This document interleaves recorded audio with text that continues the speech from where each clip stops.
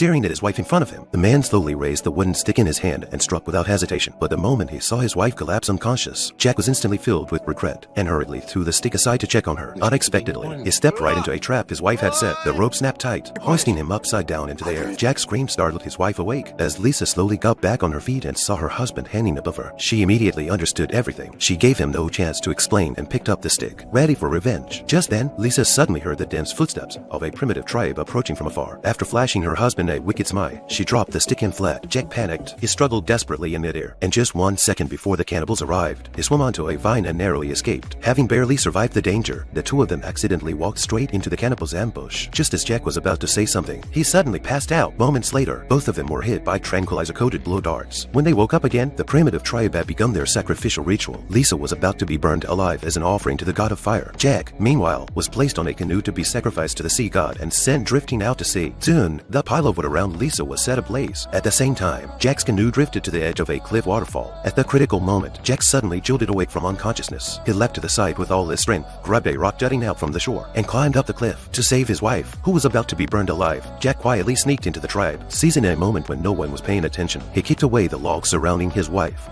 and used every ounce of strength he had to yank the wooden stake out of the ground. The sight stunned everyone present. Before the cannibals could react, he hoisted the stake onto his shoulder and sprinted toward the cliff. Without the slightest hesitation, he jumped straight into the sea. As Jack surfaced in the water, the enraged cannibals hurled their spears one after another. Seizing the perfect moment, Jack flipped the stake, dragged his wife underwater, and dodged the final attack. He then used the sharp spear tip to cut the ropes and escaped with his wife back to shore. Without time to celebrate, the two of them ran to the other side of the island. They shoved a stolen canoe into the water and finally escaped alive.